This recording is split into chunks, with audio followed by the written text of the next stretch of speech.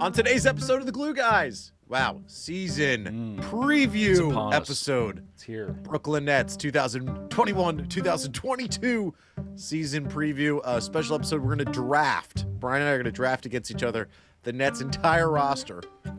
And we're going to mix in season superlatives, a running bit. And if we're feeling frisky and Brian's not really ready for this, killer comparisons, Squid Game characters to Nets players. We may do it. But I haven't don't know. finished. I haven't It's a crazy finished. show. And you know what happens. Yeah, I basically figured it out.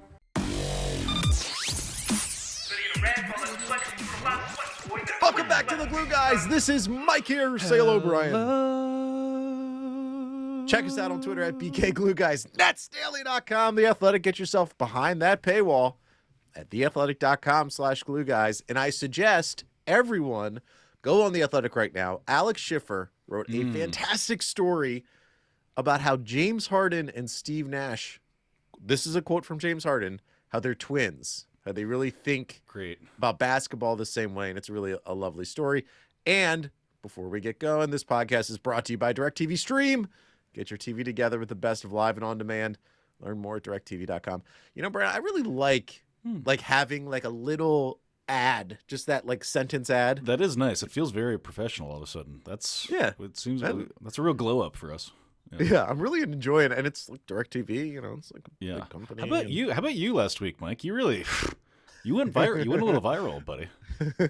Yeah, that was super great. So obviously last week, if you didn't listen to the show, we had Shams Charania on. Yeah, Shams broke news on the podcast about the fact that Kyrie's extension. Shout out to Alex Sturm, who picked up the pull quote, knew how to do it, because I don't think we would have done it. I don't think we would have had that pull quote ready. I know he's looking at colleges, Alec is, and he honestly should be teaching classes in aggregation. Why go to college? You're already why go to college? You should be you're well on your way. That was the first time we've gone like kind of viral, or at least been like attached in a viral enough tweet to sort of get a sense of what that would be like. And what you find out is that it's just very international. That's when it's truly like just the Arabic starts popping up. You get some Portuguese in there. The Brazilian aggregators do their thing. It's like, wow, that's what it's really about. And I don't think we've ever had that experience. Yeah, and I'll be like fully honest here.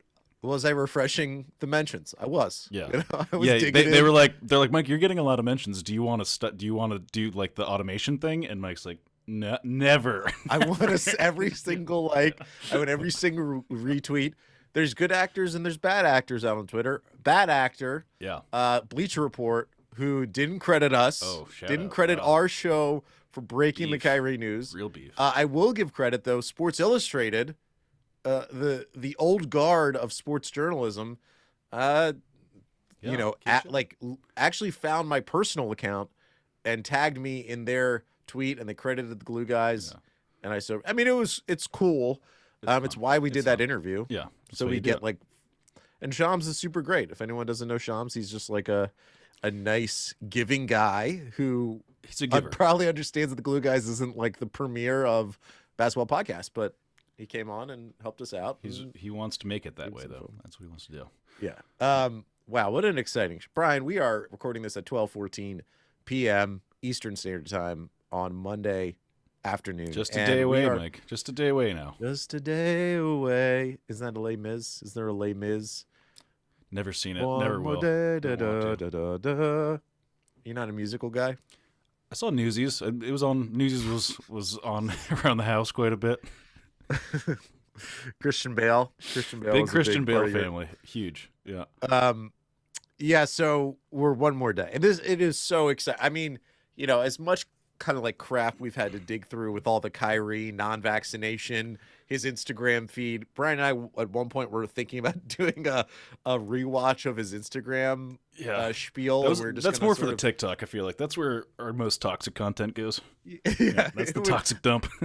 It would not have been fun. And and now we are here, and we're going to talk a little bit about Kyrie because of the structure of the show, but we are really going to celebrate the upcoming season of Nets basketball because this is the most exciting entry point into a season in decades for the Nets, I guess. And so what we're going to do is we're going to draft teams. Brian is going to draft one team. I'm going to draft the other, just picking from Nets players. The sort of, there's no real like basis, like, oh, you're drafting the best actual on-court production. It's like a mix of excitement.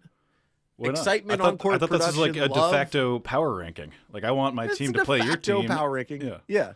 I mean, it's fine. It's fine if you want to include like EQ into the mix. Now, knowing what we know now about how important EQ is, jeez. Kyrie's on the list. Kyrie's on this, so it'll be interesting to see where he goes. That'll be interesting. And as we're doing that, we're also going to mix in our season superlatives, a long-running bit where we. It's sad when you hear the names of the people that they're attached to, like Justin Hamilton. Forever though, we're not allowed to change that. That'll never change. Should we just start it off, Bri? Should we just jump right into it? I think so. Give the people what they want. All right, I'm going to share my screen. So this, if anyone is interested, we obviously also have a YouTube extension to the show. Yeah. You are able to, if you want to, you can definitely watch pretty much all of our shows will be on YouTube. And this YouTube extension, you'll be able to see our teams as they're happening, and we'll be interacting with stats and stuff like that. By the way, like 60% of the people, no, more 70% of the people who watch our channel aren't subscribed. So smush the follow, smash the like, double dunk, tomahawk dunk on that subscribe button, okay? When you get a chance, please and thanks. Okay. Now, Brian, I gave you the first pick because I am a charitable host. Mm-hmm. We'll do this. Do you want to do I pick, or you pick, I pick, you pick, I pick, or flip a coin? I don't want to just have the first pick. That seems like you've plotted this out or something. You want to flip a coin? Let's flip a coin. Yeah, flip a coin. Perfect. Heads. Oh, wait. Heads. Wait. I get. All is right. that heads? Wait, oh, I'm going to flip again. You went heads? I went heads. All right. Wait, what is this? I didn't get it. All right, heads. All right, perfect. Tails. So I get first pick. Yeah, what do you want? But is it going to be snake? Do you want... It's a snake draft with you going first. Okay. I'm just going to start it off, and I'm going to take Kevin Durant. I know that's like maybe not like, oh, James Harden will be MVP this year, and I kind of understand all that. It's Kevin Durant for me. Kevin Durant is probably the best player in the NBA, or at least when he's at the peak of his powers, which I think will be pretty consistently. He is the best, most devastating offensive force in the NBA. He is unguardable. As much as we obsessed over PJ Tucker's defense against him in the Bucks series, Kevin Durant torched his ass. All right, Brian, torched him. Wow. So as the amount of the histrionics that PJ Tucker had, Kevin Durant destroyed him, and I go Kevin Durant. He's my first pick overall.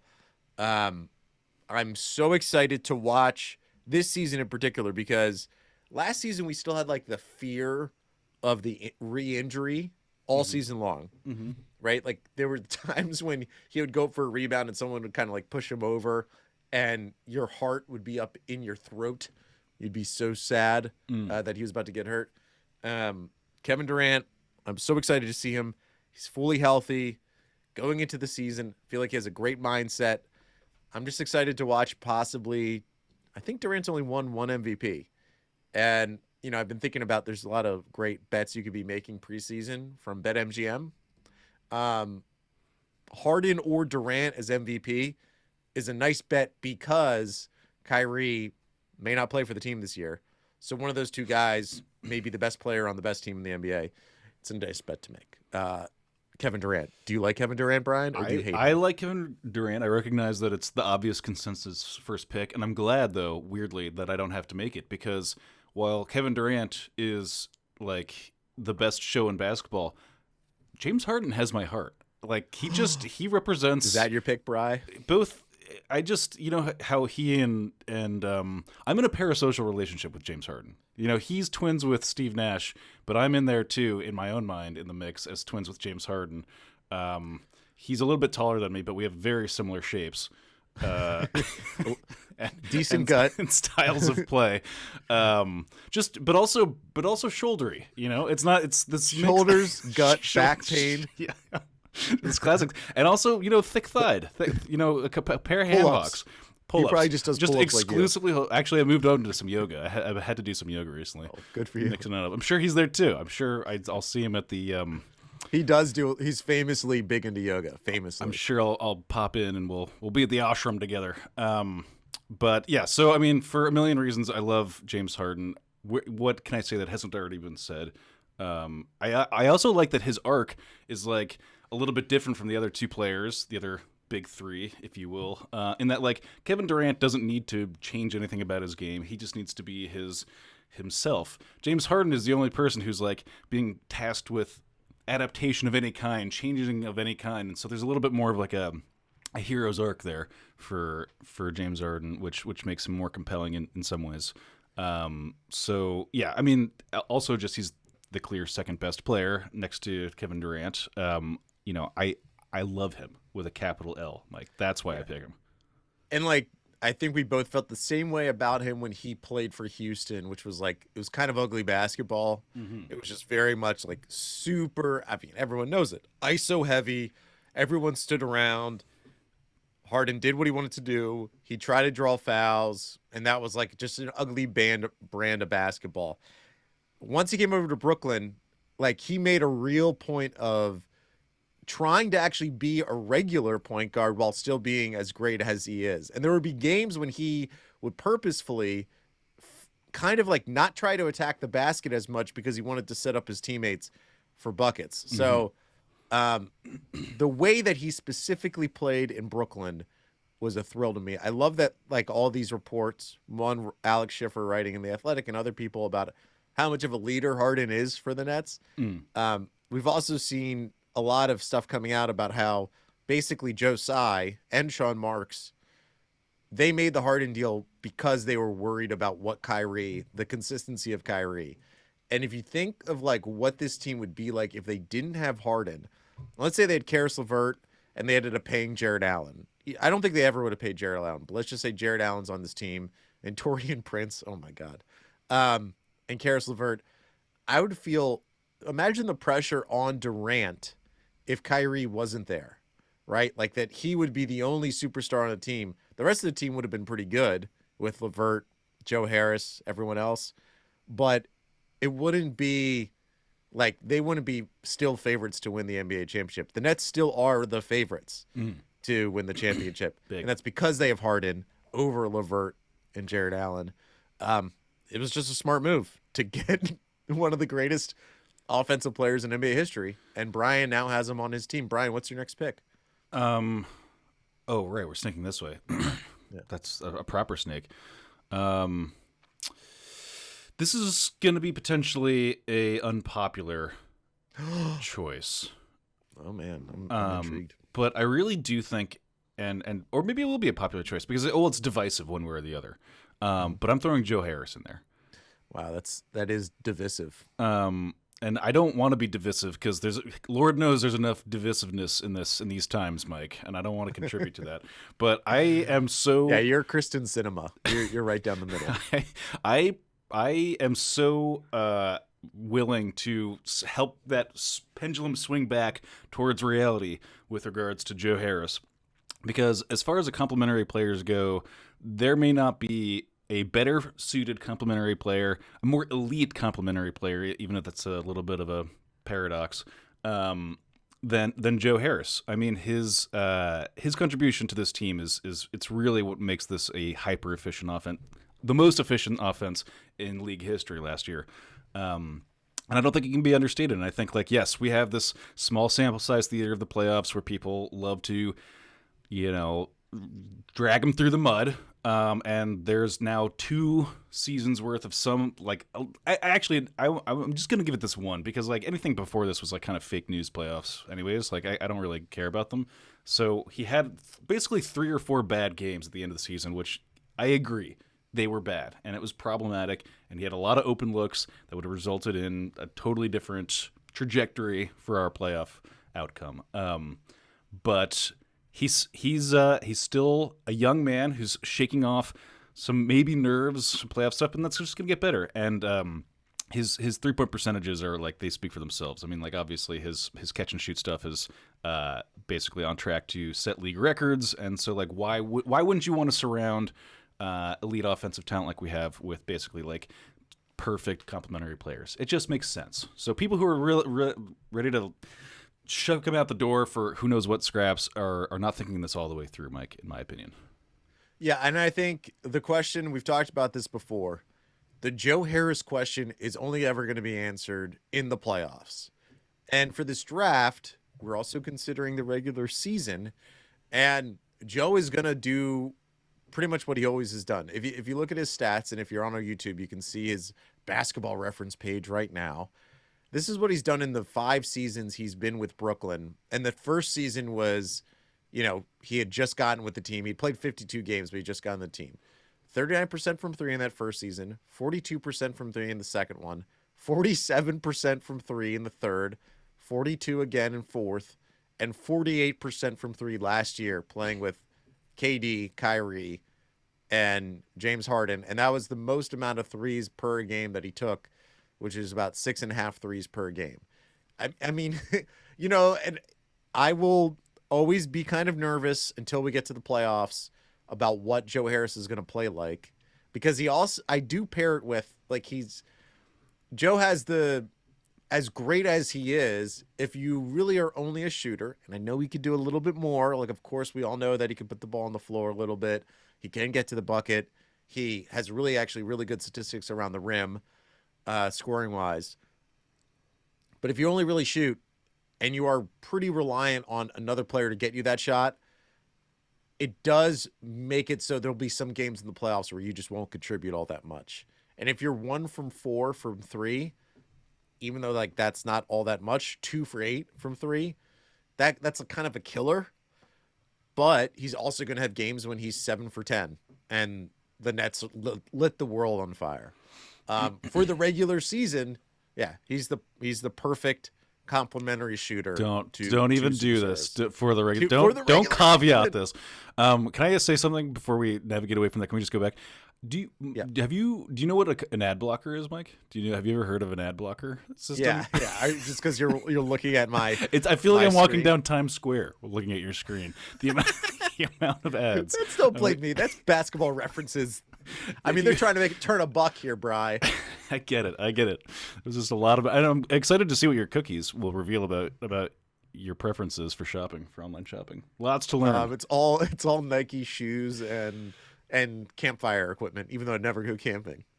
Exciting. I enjoy to look at camping equipment, even though I don't go camping. Really? Is that a thing? You just go look at the Yetis? Yeah, LL Bean and the places. Yetis make great products. Let's get Yetis as a sponsor. Anyways, go ahead. Would love to. Yeah. All right. So to recap, I went first. I got Kevin Durant. Brian went second and third. He got James Harden and Joe Harris. Controversial pick. Joe Harris, 3rd overall.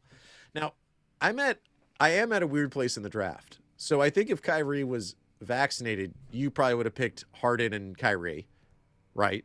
I think that's unequivocal. So now Kyrie is here floating around. Patty Mills, everyone's favorite new net, is there. Bruce Brown, the world's greatest center.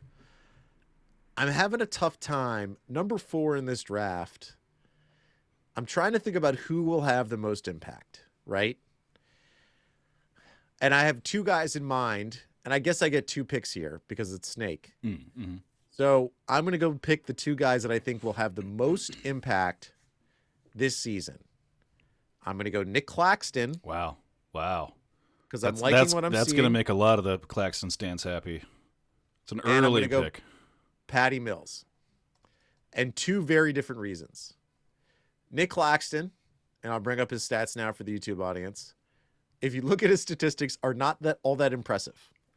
He played 32 games last year, averaged about 6.6 points per game, 5 rebounds, and 1 assist on 62% shooting from the field, 48% from the line. Okay? But I think everyone who watched the Nets and who does watch the Nets right now sees a massive pool of talent waiting to be filtered through a Brita to be distilled into the perfect role. And I said this on Twitter. There was a play in the preseason where Claxton set a screen for Harden. Claxton rolled to the hoop and got an easy dunk. I think the Nick Claxton, James Harden combo is going to be electric this year. Claxton's going to make so much damn money because of James Harden. James Harden is going to make Nick Claxton into Clint Capella. And Nick Claxton, whether it's with the Nets or someone else, is going to make so much GD money Yeah. He is one of the most versatile defensive forces in the NBA. If he can just stay healthy, stay energized, he will play at an exceptional level this season. What's your biggest Clax concern, Brian? Well, there's no I mean, I have maybe small concerns, but you've triggered an award for me. Do I? Oh, yeah. This is play the award sound. do we? I don't know if we massage ding, ding, this ding. Yeah. this conceit into our fold it in. So we have also superlatives going on simultaneously. This is an elaborate bit we got here. And I've only got the top 4 of these, so you can put a big dotted line after the Andrea Bargnani Award. But this one you've triggered here for my yearly superlatives is the Jeremy Lin Award, the Is This the Year Award. Classic. And Nick Claxton feels like the best fit that ever was for that because while there are not really any big questions surrounding his ability to he's the best switchable defender maybe ever right now in basketball. He's on track to be a incredibly important player for this team and just like in the NBA. Like just the stats on his switch defense from that position are just amazing. They're alarming. They're through the roof. He's very good. And that'll be, I think, like macro strategy wise in terms of where basketball is headed. You know, we're in this like period of adapting to space and pace. And like the pendulums can also swing back in terms of how do you adapt defensively for that. And switchable centers, I think, are going to be so important. And just watching him in the preseason too, like eat what was it, like Naz Reid? What's his name? Yeah, Naz Reid. Yeah. Eat him alive. Like that guy was like significantly larger, has a huge weight advantage, and he was unable to get anywhere against Claxton in the post. So like he's shoring up those parts of his game too, where he can now like kind of bang down low a little bit more. Like I think he's going to be a really elite defensive player. That being said, he himself acknowledges, and I'll do this for the last time because it's getting to be a lame meme, but like his conditioning is a huge problem, and it's why he gets into foul trouble.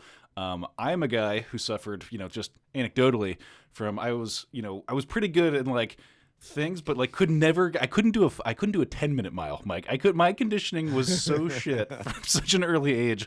It was insane, and I just couldn't do durational running. So I personally have concerns about a guy who's like 20 years old who has a hard time playing a 6-minute stint. That just like that seems like it's not going to get better for some. Like he's only ever been playing competitive basketball at a high level. So that's my one little like twinge of I've got my eye on him when he's sucking wind after his 6-minute run. But other than that, like also like obviously he doesn't need to be doing anything more interesting on offense other than doing pick and rolls with James Harden. That's the only thing he should ever really be doing. Anytime that he tries to do his little like turnaround shot put stuff, I would always recommend that he like just pass that out more often than not. But he'll get there. I mean, I'll give him credit, and I know you're not saying this, but it's like I do think he does recognize on a certain level of what he needs to do to be successful in the NBA. We're like, you see guys who come into the league who do the thing that they did in college and think, oh, I can handle the ball, I can do all this, I can shoot from 3. Where Claxton definitely feels like he recognizes if I just set picks for James Harden or anyone else who's a guard on this team and I roll to the hoop, I'm going to get some games I'm going to score 20 points just on dunks, right? Like, I think he recognizes that he doesn't do too much like dumb offensive moves. Yeah, everyone there's an allowance. We all in garbage time he gets a little bit more cheeky, but in general he's not that guy.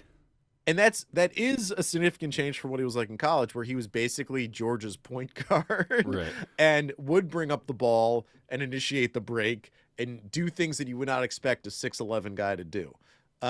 So he's got that level of like self-awareness, which is huge. Like that's the self-awareness I'm hoping Cam Thomas is having. And you're already kind of seeing Cam Thomas transform, which we'll talk about later in the episode. I think Claxton, like, does he have the widest variance on this team? Like he could be injury concern guy, floats in and out of games. There'll be some games where like he never even plays because Lamarcus Aldridge and Paul Millsap and Blake get all the center minutes.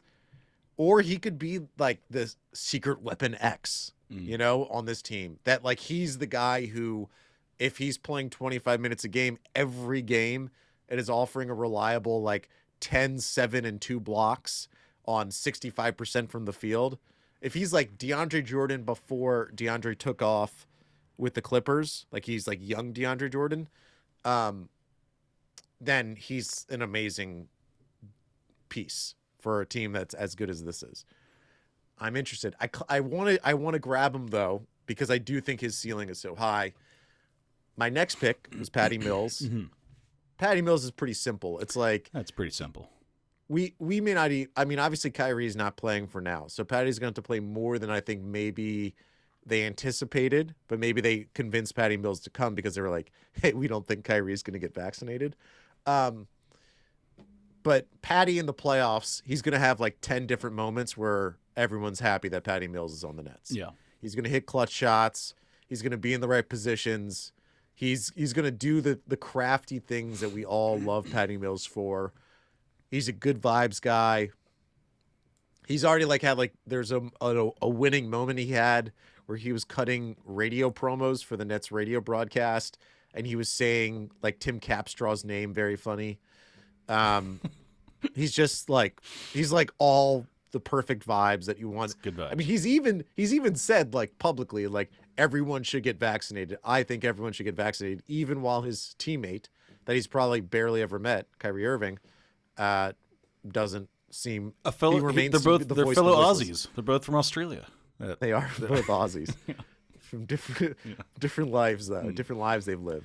So I pick and Patty Mills, you're born 1988, or were you 87, Brian? I'm 87. Jesus. I just had a birthday, October 15. Where am I? Can you tell me when important things happen in your life? Jesus, Brian. On my birthday next year, I'm gonna text you. It's my birthday. Tell me. That's all I'm gonna say to Mike is, it's my birthday. I've never done the. I mean, obviously, how could you? How can I do the birthday thing? I hid. I went away. I'm coming up. Yeah, we're gonna do balloons. We're gonna get a piñata. It's gonna be a blast. It's gonna be good. Libra. Patty Mills. Is he Libra? No, he's not Libra. August 11th was his birthday. Yeah, fresh. So Patty Mills is not a draft pick for me for the regular season. Like there's like guys like Bruce Brown and Blake Griffin, who I think will contribute much. Paul Millsap, much more in the regular season, but in the postseason, I think Patty Mills, if the team wins the championship, like Patty Mills is going to become like this wonderful cult favorite legend for the things that he's going to do to help push this team over the top. Mm-hmm. Patty Mills is my pick. Brian, I'm up. Let's do this quick break. Yeah. Oh, I'm not up. Coming back, Brian's picks. And we're back, Brian. Thank God. I'm up. Brian, to recap the draft, I have Kevin Durant, Nick Claxton, Patty Mills. Brian has James Harden and Joe Harris. And Brian and 2 picks. I have Blake Griffin. Wow, quick pick. I have Blake That's Griffin. A good pick. That was the other guy I was thinking of. My team is going to roast your team, dog. I hate to say it. Yeah, my team sucks already. Yeah. I feel like Blake Griffin might have to have a big season this year. More than he's been de facto support bro for a while now, but with the power vacuum left behind by Kyrie Irving to go play, touch football this season instead of showing up, Blake Griffin. Some people, it seems like Kyrie Irving was playing touch football. It doesn't seem like TMZ was reporting. They had video of him playing touch football, like high speed touch football, like a competitive game of touch football, which I didn't realize was a thing you could actually find. But it was like, dude's like, you're not in those circuits. I am not. I am so far from those circuits. It's scary. But I didn't realize that people like went hard at touch football like that. That's the only speed I go at. Yeah. So that's what he's been doing, and in the interim, Blake Griffin, I feel like, will need to take on the mantle of not third star, obviously, because that's not in the cards. But if you scroll down to where his stats were from the previous seasons, we're really not very far removed from some big seasons. 24 points per game in 2019 is a lot of points. It's a heckin' lot of points. Okay, in 75 games. Again, like his fall off has been well noted, precipitous, but it's also a context heavy situation. I don't doubt that there's an extra. Well, there's going to be plenty of moments where he can call his own number here in a way that he probably didn't feel necessary or even wanted to last season. And, there'll be stretches where I think Blake Griffin can fill up that vacuum a little bit. He's not like a Kyrie Irving replacement. I don't want people to snip it and clip it, and now I'm the Blake Griffin's replacing Kyrie Irving guy. Ryan saying... I'm not doing it. I'm just saying I think he's got an extra gear in him still there, young man, 31. Plenty of reps. I don't know how many gears that he's got left. I think we saw the peak gears, and they were pretty good in the playoffs, but I think we reached the top. I think he can get back to, if necessary, that 15 to 18 points per game world. Wow, you are bullish on where necessary. Where necessary. I mean, look, he was in his really dog shit year in Detroit. He was still averaging 12 points per game. I mean, we're pretty close to 15 already. So give him a couple more minutes, a couple more reps, all right, and he can get there. Again, I'm not. That's a dumb comparison. I'm just saying there's more reps for a third guy if necessary. Sure. Yeah. I want to. So for the YouTube audience, you can see this, but for the podcast audience, Blake's Detroit Brooklyn splits are very interesting. So he averaged 12 points per game and 5 rebounds and 4 assists in Detroit. Those numbers all went down in Brooklyn, but the efficiency went way up. Skyrocketed. He was going 31 minutes in Detroit. He went down to 22 minutes in Brooklyn, but his field goal percentage went from 37 in Detroit to 49 in Brooklyn. His 3-point percentage, much fewer threes. He was shooting 6 in Detroit, and then he was shooting 3 in Brooklyn, but he shot 38%. Okay? And you don't want Blake shooting 6 threes a game at 32%. You actually want him shooting 38% to 39% on fewer shots per game, become more of a threat. His 2-point percentage skyrocketed in Brooklyn. He was at 43% from 2-point field goals in Detroit, up to 57% on 2-point shots in Brooklyn. All of efficiency across the board went way up. And frankly, if he can just kind of copy that and do it again this year, we saw Blake dunking, obviously, and everyone was so excited about that. If he does that, those are efficient, nice, quality minutes.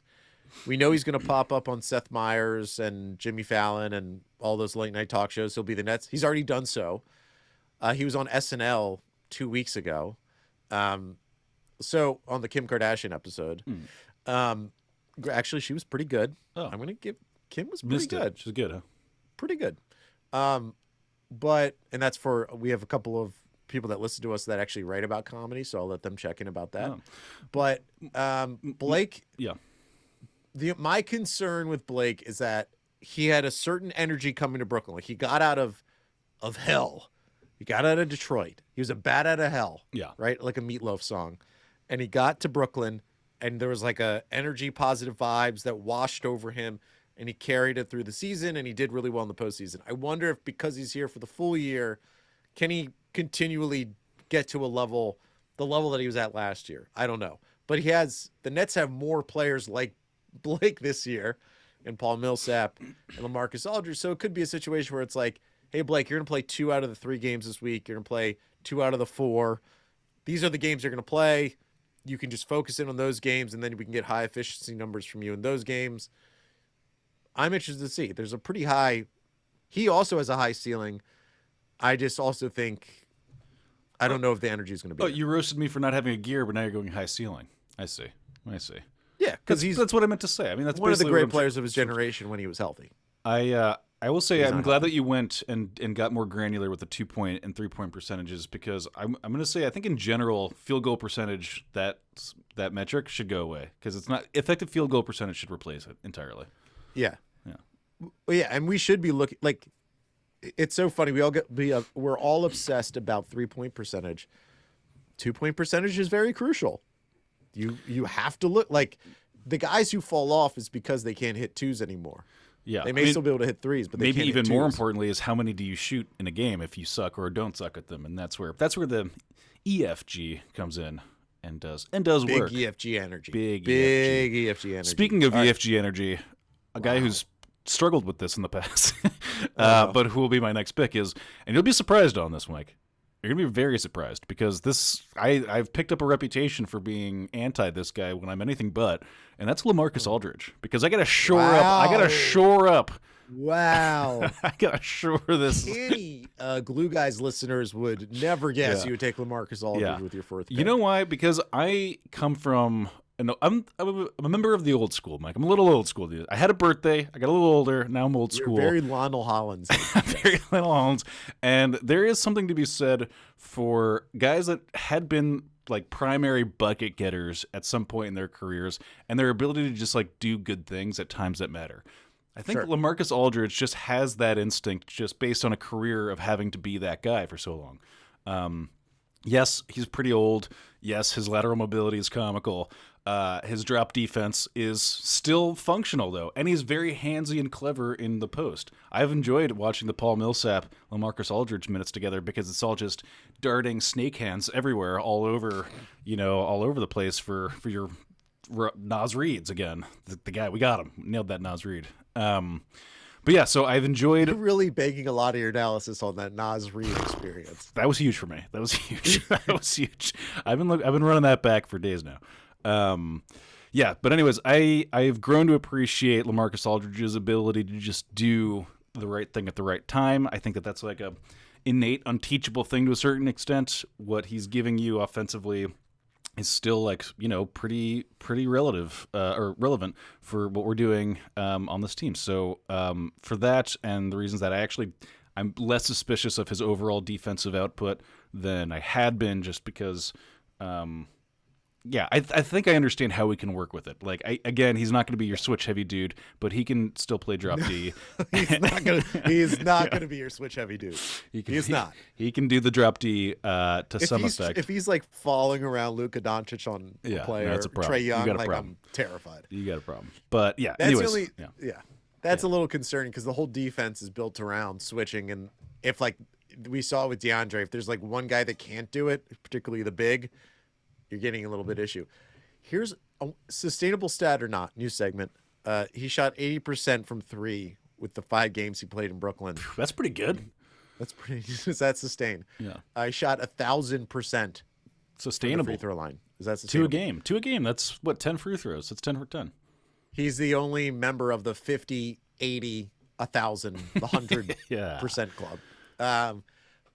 He was pretty good. Like, and I do remember the 5 games that he played in Brooklyn. It was like he didn't sacrifice as much as like everyone else seemed to sacrifice. Like, he definitely came in and was like, I'm gonna shoot my mid-range jumpers and do my thing. But as you said, like, hey, he's pretty good at that.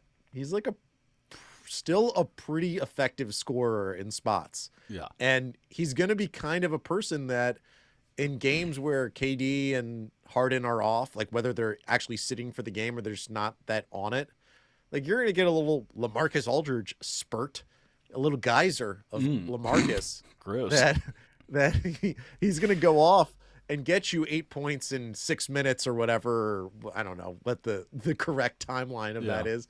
It's going to sustain the offense. And then 6 points in 8 minutes is not, that's a tiny spurt.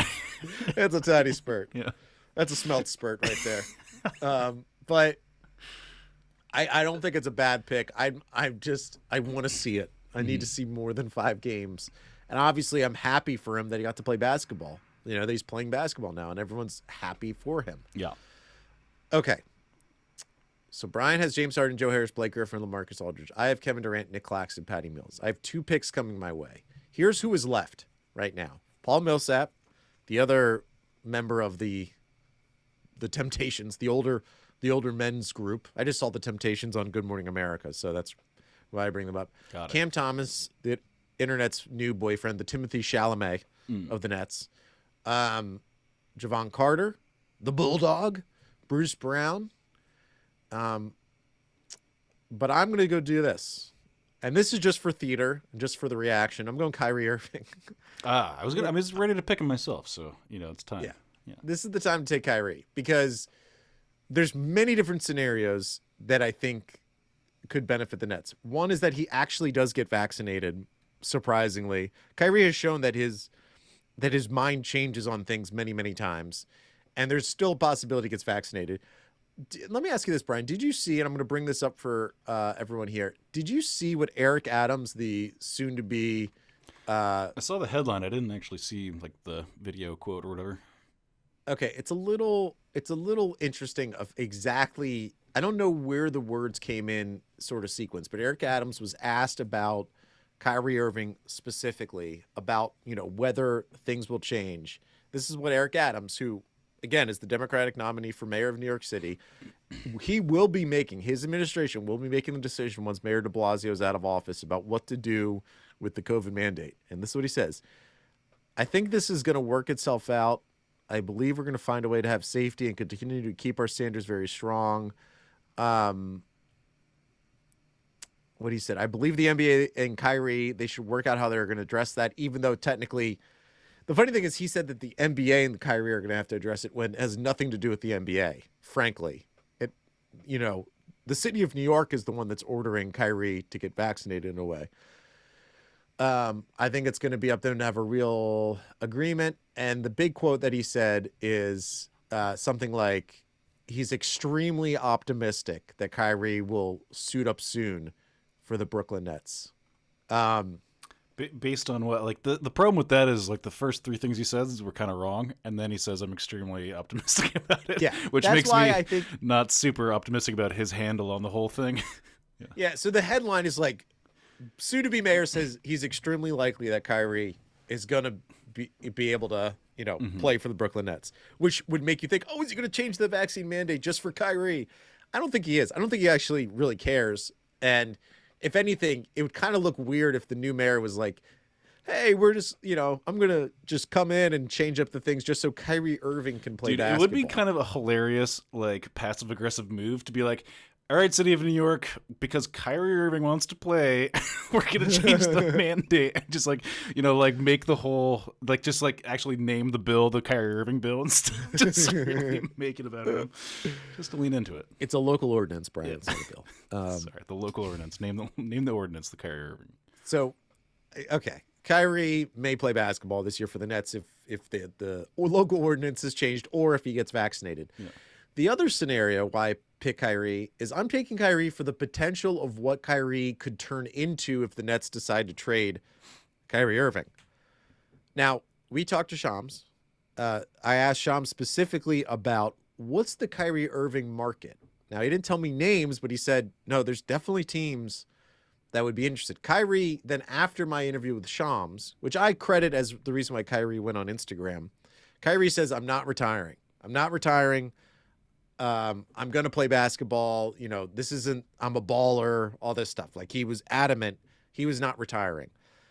I think that did a massive favor for Sean Marks and the Nets, because if, in fact, Kyrie continued to flirt with retirement, going back to the Nick Wright report and continuing on, the Nets would never get anything for Kyrie because no team at all could ever feel okay about getting Kyrie. I think there's a potential scenario. Well, actually, can I just ask a question / like think about this? Because in some of the things that are being passed around like a Porzingis trade, in which it's mostly just like trading your expiring for like a junk contract back. Again, I'm not endorsing this. It's just what's been floated around. Blah blah blah. Does the retirement thing affect that in any meaningful way, or is it's still just like you're trading an expiring contract? It's just you don't even get the half a season out of him or whatever.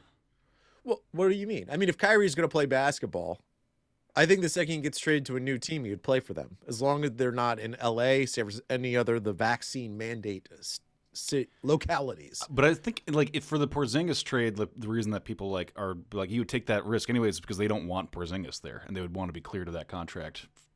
Either case. No, so maybe people believe that the Mavericks are so disillusioned by Kristaps that they'd rather have nothing for Porzingis, right? Well, they would rather have a season of Kyrie Irving with the potential that he would re-sign, and then yeah. So that's what I'm saying. I think by saying he will not retire, it opens up a little bit more of a market for, frankly, a badly managed team to come into the picture and say, you know what?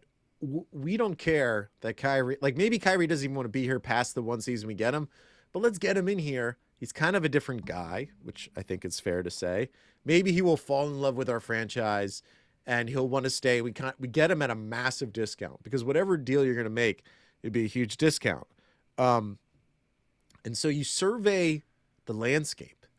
What teams are not very smart and potentially have new owners? Well, there's a team in Minnesota who was just bought by Alex Rodriguez. And that is a team that had just fired their general manager right before the season. They have been active in the Ben Simmons discussions. They definitely don't have enough assets to get Ben Simmons, it seems.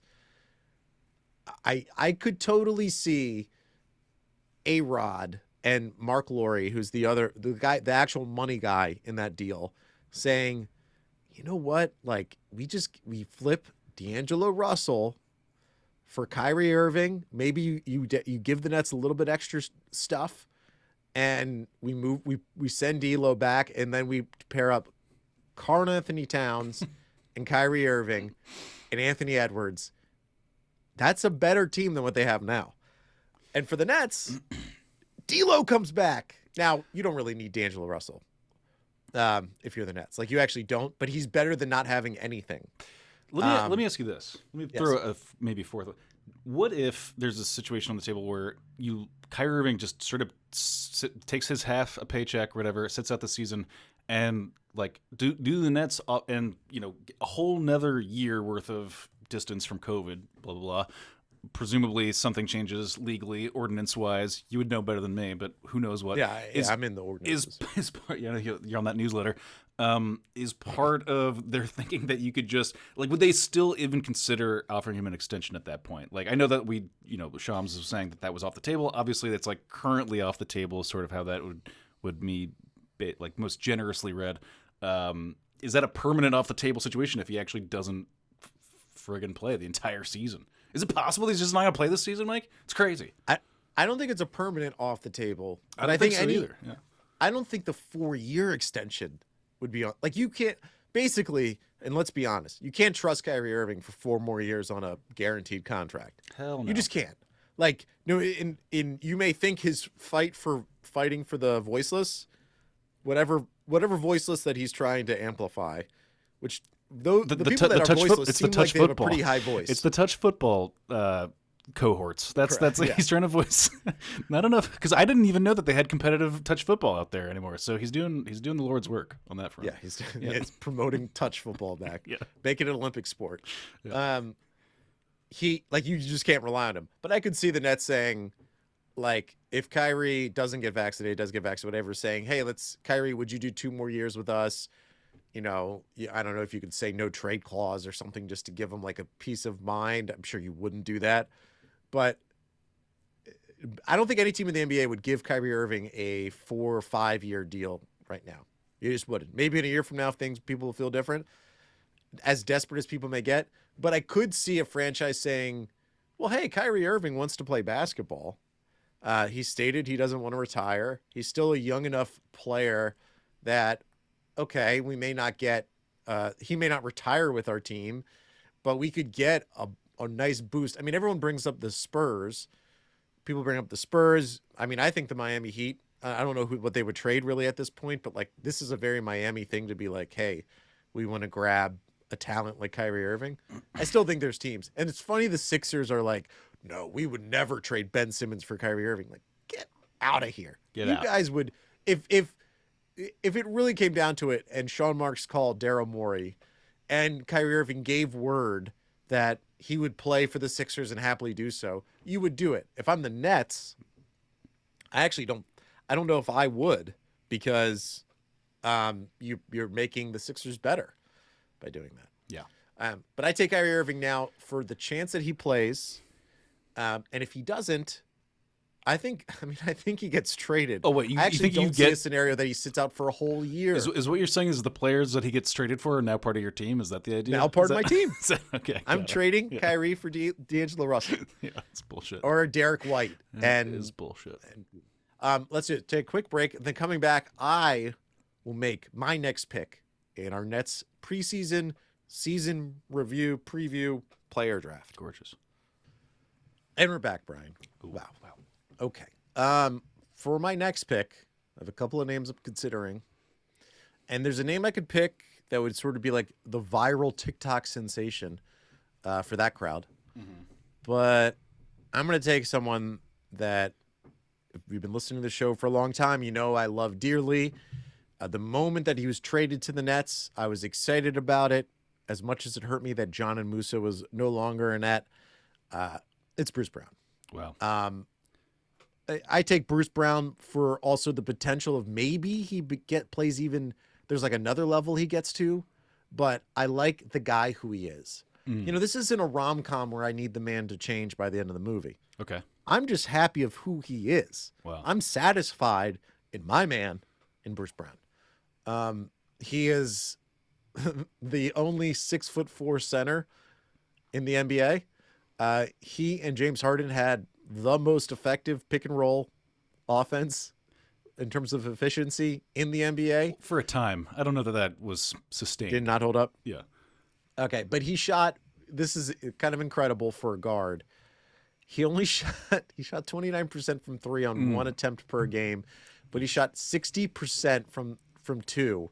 And a lot of that was floaters. It was just being open near the basket while the other team was focusing on Kevin Durant, Kyrie Irving, and James Harden. 5 rebounds per game. You know, it seemed like in the preseason that he definitely worked on his three-point shot a little bit more. Mm-hmm. He is on a 1-year contract. He is aiming to get a bag of some kind at the end of this season from another team, most likely. Probably not this team. I still appreciate and love him dearly. I think he may actually play more and more in crunch time. Yes, Brian. Let me put a thought exercise into your Don't do it. Into your world. Somewhat worst case scenario, Kyrie Irving doesn't get an extension. Oh, okay. And we clear that off the cap. But also best case scenario, we're amazing and we win a championship, whatever, you know, despite not having him on the team. Do we go back out and sign Nick Claxton and Bruce Brown with the financial hole left by Kyrie Irving? So or do we go for a third star or something? Yeah. That's a great question. I think you have to maintain the asset, right?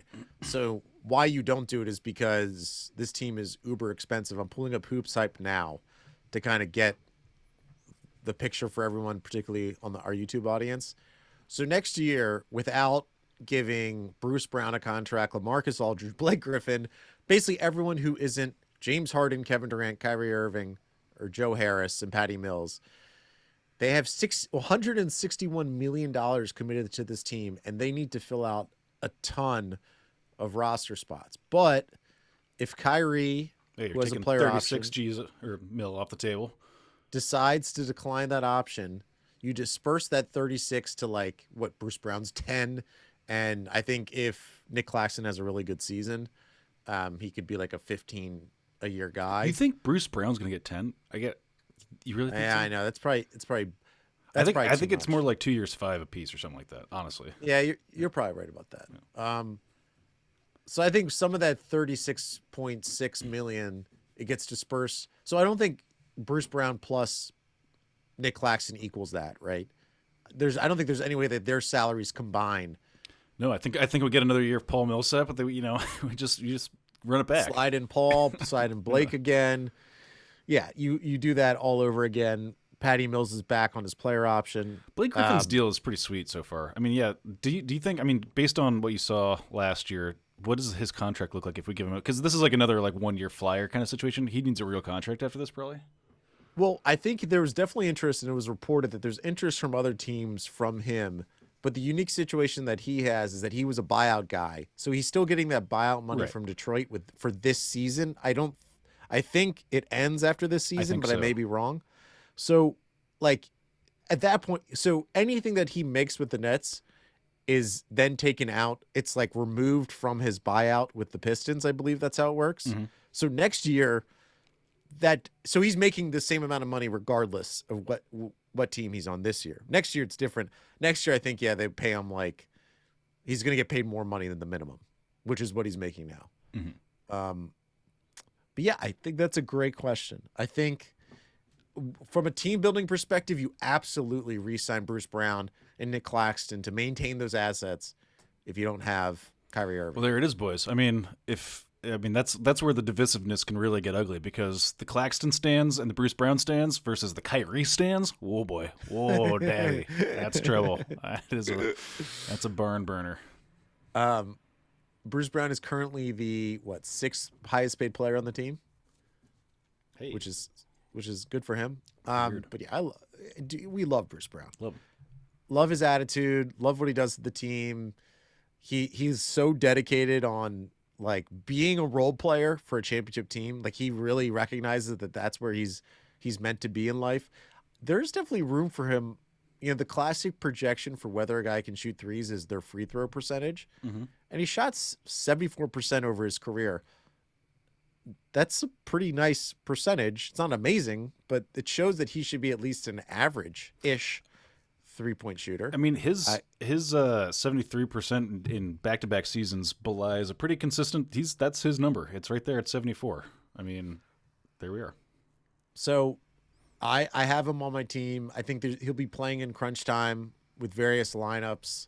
I'm happy to have the grinder. That is the grind set. Bruce Brown. Brian is up. Man, your team is such a calamity. I got to tell you, I'm just looking at this. It is. I've got just stone cold vets, top to bottom, gamers, and you've got just question marks and role players. I have Kyrie and specialists. Kevin Durant. you have the ghost of Kyrie. You have Kevin Durant. I'll give you that. That's what you have. I have the voiceless. Come on. And I have, God, who do I have next? I'm going to go back-to-back Paul Millsap, James Johnson. Let's shore up this vet lineup. Wow. Some brawny boys right there. Wow, you totally screwed that up. Thank you. Why? Who do you have? Are you taking Javon Carter? You let me Cam Thomas. I'm going to win this draft. People on Twitter are going to vote for this draft. And I'm going to have Cam Thomas and Nick Claxton. I win. Look at the names on my list. Just legends of the game. Ancient. How many ACLs do they have between them at this point? Blake Griffin is 31 years old. He's a young man. He's got his whole life ahead of him. Well, Paul, the dustiest team. You have the Golden Girls. I've got the Charlie's Angels. Yeah, right. That's a cool thing. That is a cool thing. Another cool thing is Paul Millsap is a cool thing. I was encouraged by Paul Millsap's willingness to shoot some hectic-looking threes during preseason. Sure. Let's take a look at Paul Millsap's. Some of them went in, some of them did not. And when they didn't, they did not by a mile. But that's okay, because he's got an up-and-down career. I actually looked at this, and I was like, is he a good three-point shooter? Well, there were times where he was okay, like 2 years ago, where he shot 43%, which is excellent, quite good. And then there's a bunch of years where he shot like 31%, which is not so great. But so I have no idea if he's going to be a three-point shooter. And that's maybe why I gave him a look at light on my resume for the Justin Hamilton Award. That's the best I could come up with, just because but from year to year he could lie on his resume about it, you know. So it doesn't really feel like a lie. It feels just like an erratic thing. It's kind of, don't you think it's weird when somebody's just like an erratic three-point shooter, an erratic free throw shooter? I always think that's so interesting. Like, what was it about, like, you just sucking that one year or whatever? Yeah, but if you look at Millsap's stats, he's like, the most he's ever shot in a season from three is 3.5 three-point attempts a game. So he's always been a low-volume guy. And, like, if we looked at totals, like, the difference between being a 34% from three, like, okay, look at this one season. 2007, 2018, he shot 35% from three. He made 39 of them. The season where he shot 44%, he shot 54 of them. He just made 15 more threes basically over the year. And he actually took more threes. So, like, it's just like a couple more makes and misses for him because he doesn't shoot it all that much. But he's not going to shoot it that much here. He's going to shoot about 2 threes a game, and they'll be wide open. So can he hit that at 37% and be okay? Yeah. Yeah. That's all you need. And his 2-point percentage, we're 2-point obsessed. He had the lowest volume of his career in terms of number of shots from inside the arc, but he shot 55%. He's just a smart player. And the only reason he knows what he's supposed to do. I'm zeroing in on his 3-point percentage, which like normally wouldn't be a big deal for him, is just because he's so clearly kind of replacing the Jeff Green minutes, who had an insane year last year from 3-point, which I don't even think he could sustain. And he's sort of in the same boat as having kind of erratic 3-point percentage anyways. So who knows what we'll get there. But in general, having watched him, he was bouncy in preseason too. It looked like he was a little bit more spry than I thought. Like he had a pretty solid dunk. Wow. That I didn't think it was like in his. I didn't actually even thought he was ever like a dunker guy. So it's kind of surprising to see that at all. But lots to like about Paul Millsap's just stay-at-home defense with lots of grabby hands, which I like. He's got some clever playmaking stuff that seems to gel nicely with what James Harden does in similar ways, but like to obviously much lesser extent.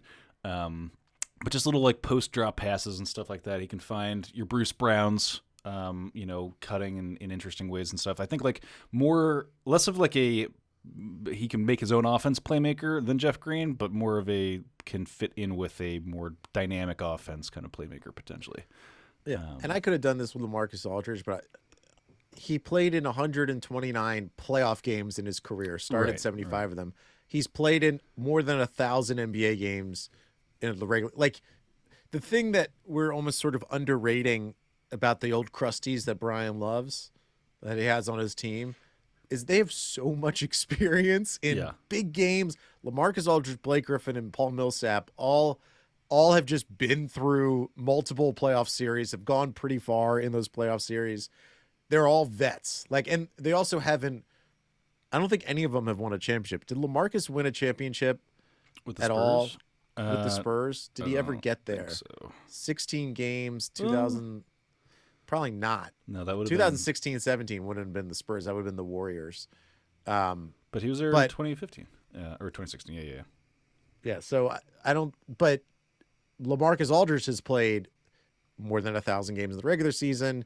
He's played how many in the playoffs? 72. He started every game in those playoffs. Like, he's been through it. So you have all these veterans on this team that have just accumulated in an insane amount of knowledge about how to win in the NBA. Yeah, I mean, this is also how I draft for fantasy too, which is why I have such a record of success in fantasy. It's because, it's really helpful to have a big data set. I want to know what this guy is going to do when he gets there. I want to know what love is. And I know that I love James Johnson as well. Actually, don't. He's one of the bigger kind of question marks. I don't even think James Johnson knows what James Johnson is. He's a riddle wrapped in an enigma.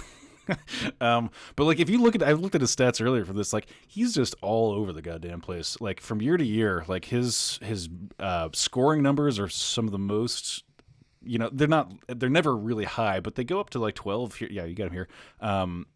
12 in some years where necessary, but then as low as 5 like one year to the next. So it really seems to just be, I don't know. He seems to be all over the place with stuff. His free throw percentages are somewhat inconsistent. I mean, for everyone from 59% to there's like I thought an 84 in 1 year. That's only in a couple. No, it's in 52 games.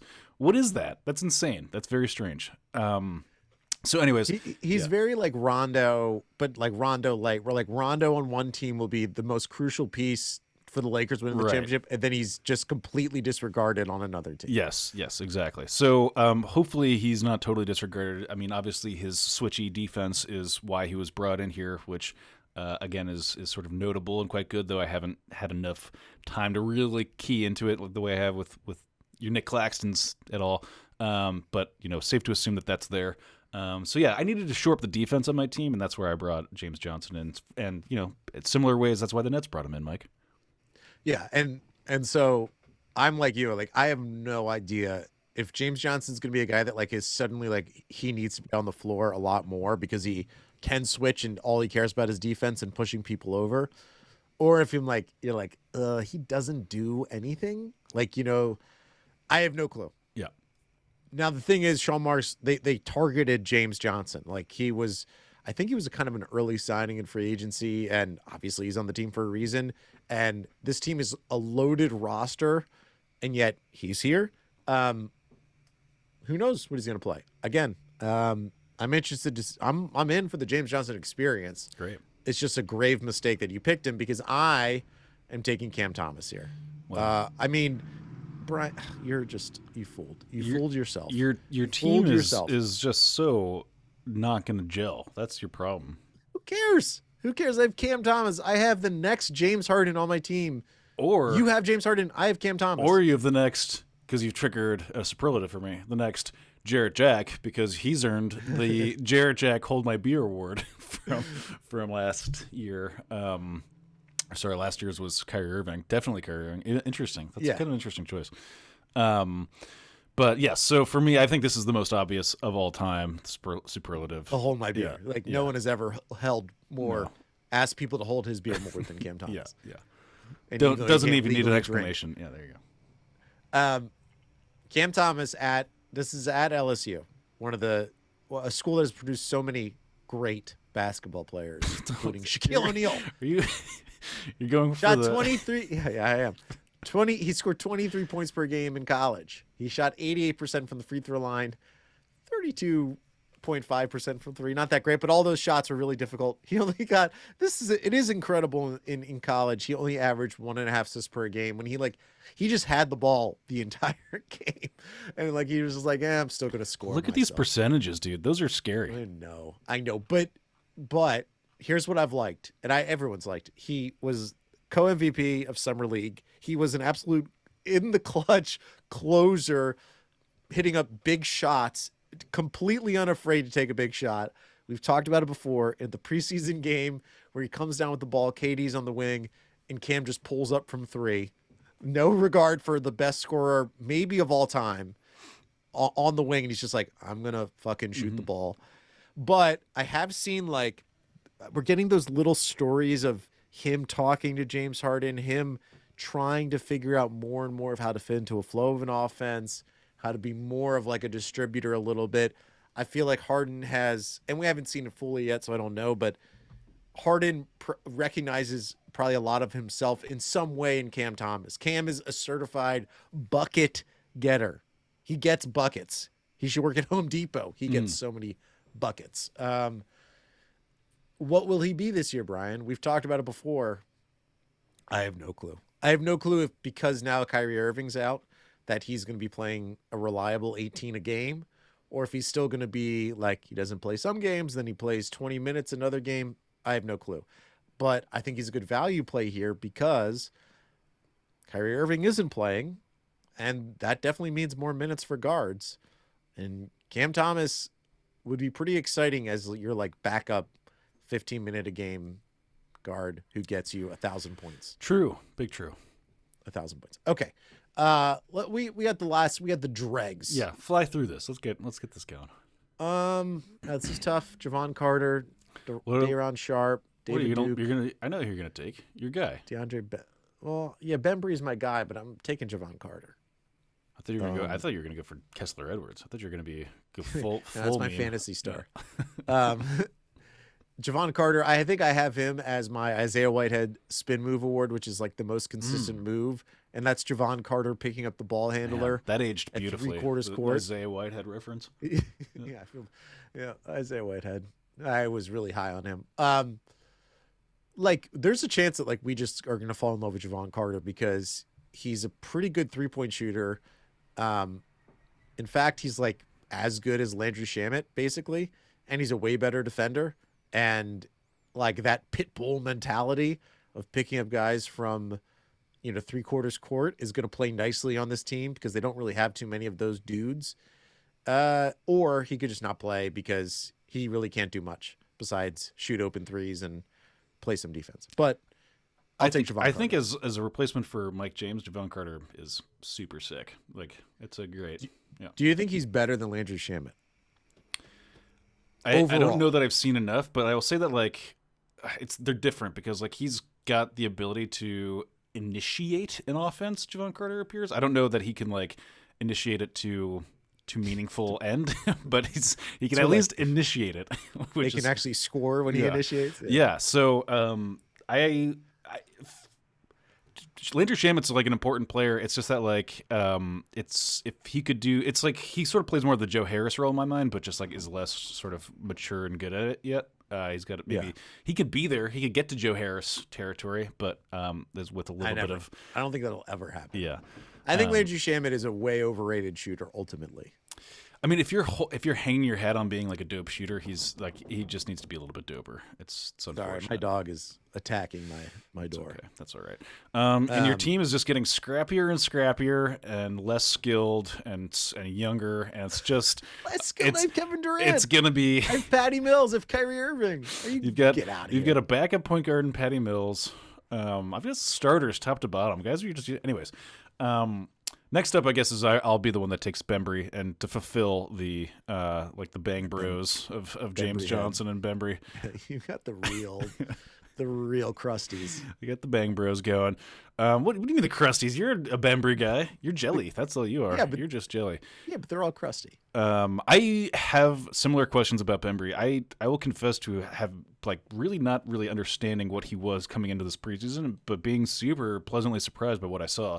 I thought of him as kind of an erratic, defense-heavy dude. That might still very well be the case, but I saw him put out some offense in preseason that maybe was like his, like we've talked about, new school, new me energy that will not be sustained. It's got a pretty scary three-point percentage. But like if he can, be a finisher, if he can just take notes from Bruce Brown. He'll be fine. Yeah. He'll be great. So, and obviously, like his sort of defensive credentials are again why he was brought on in the first place. So all the other offenses just cherry on top. Never really going to be important on a team with as much offensive talent as we have, Mike. Yeah, the only tough thing about him is that like it's going to be tough for him to play with like James Harden led units because he can't shoot at all. Because Harden is optimized. Like pretty much every scorer in the NBA, if he's surrounded by shooters, the Harden experience requires that from the wings, and Bembry can't shoot, absolutely cannot shoot. But he does fit nicely with like the KD lineups. This team doesn't really have wing defender bro, and Bembry, it can be that to some degree. So you're going for a nice little upside. You could carve a nice little role as being like a smaller James Johnson, but a more flexible offensive player. I mean, they're kind of similar, just different sizes. He had more like sort of fluid athleticism than I was expecting. Like he had, like what I was talked about, he had like a nice little reverse double clutch finisher thing or layup thing that I was like, wow, I did not expect that from Bembry. So like I think he's got that in there. I highly doubt that's not at some point. It's just not going to be necessary to be doing that in the actual season. So and I'm not expecting him to do that on a nightly basis or whatever. That is like. Even if he does have a high ceiling, that we're ever going to be like he's going to be given the opportunity to reach it. So there's that. But in general, I've liked what I've seen so far. And I like that Marks is part of a team building thing.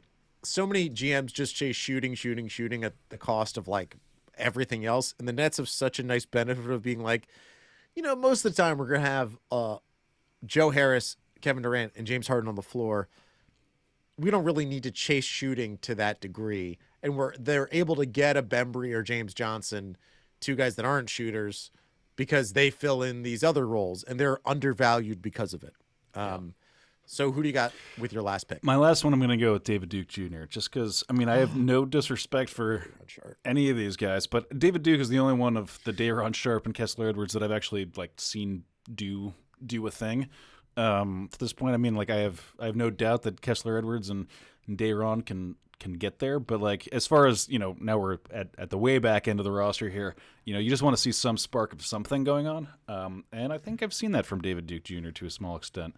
He's feisty and he wants to be out there, and he's like oh, like who is that guy, and that's all you can really hope for as your 15th dude on the roster.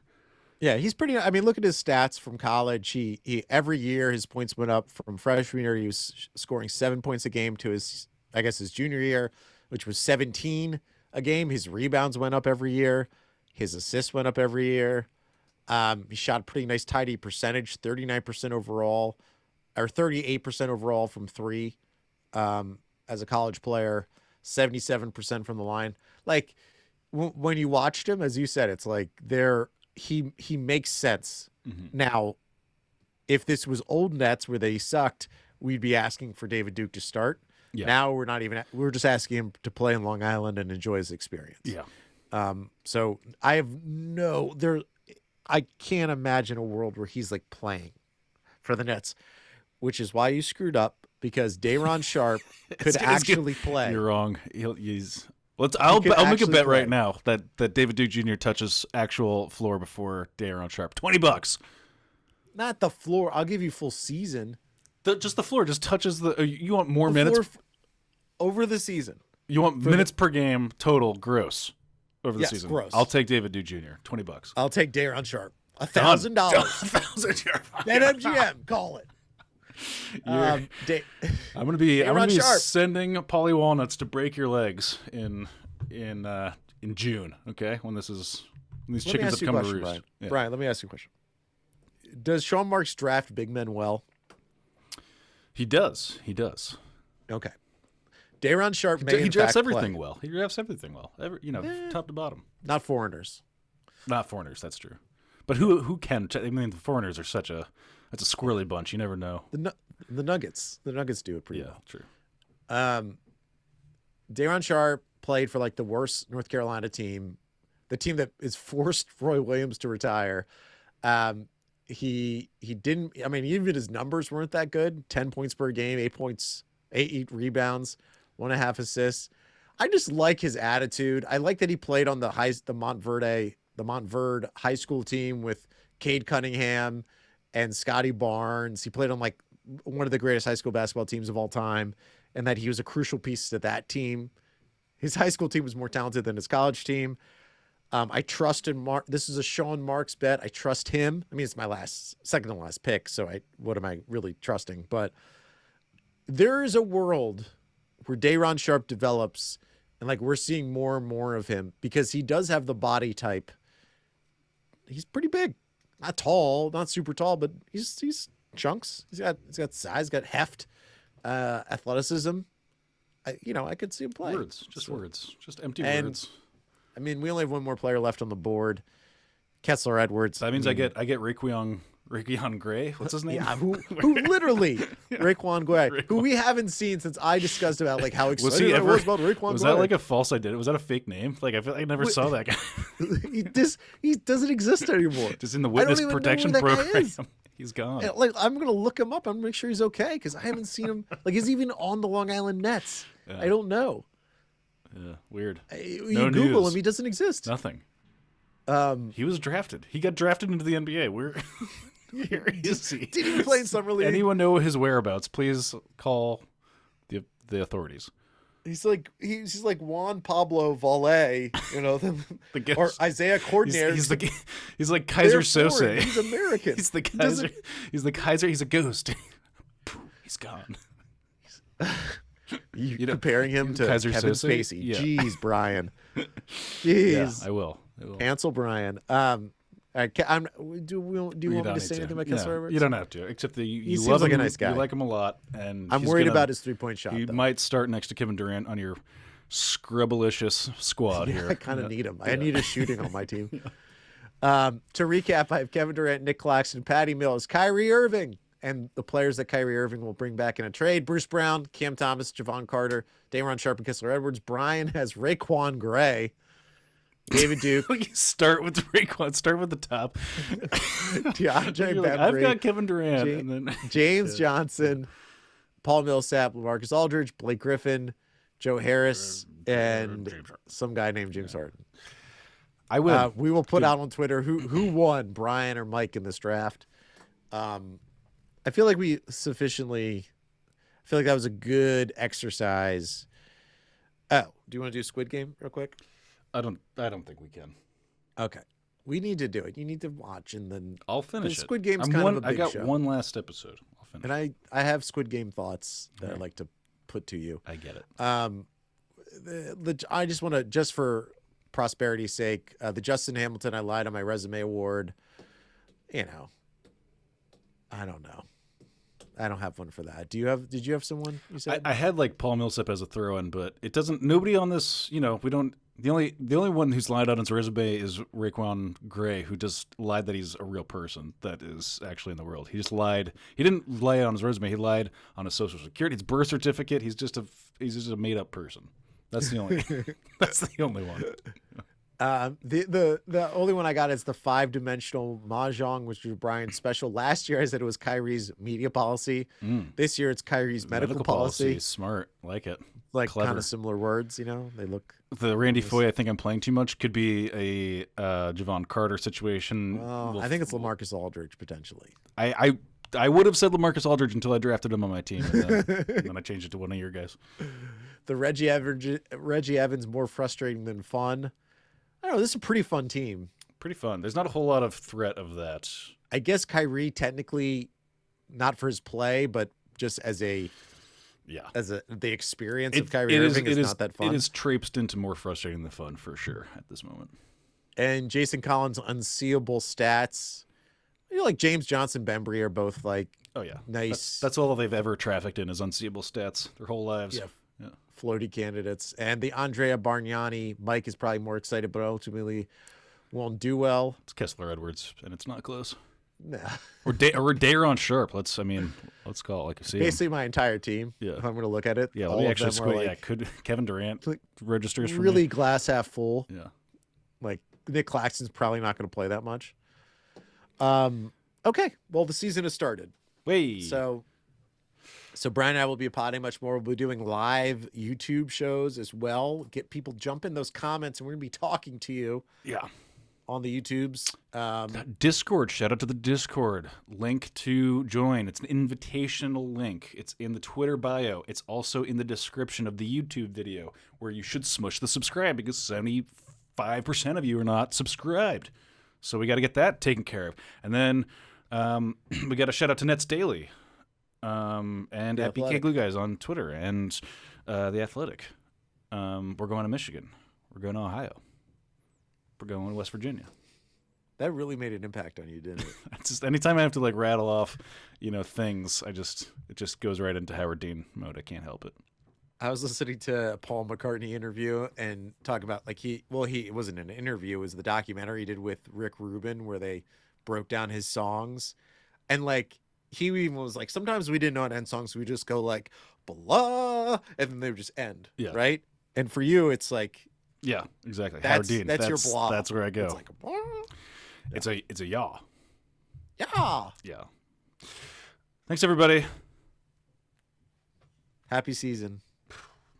That's getting shut.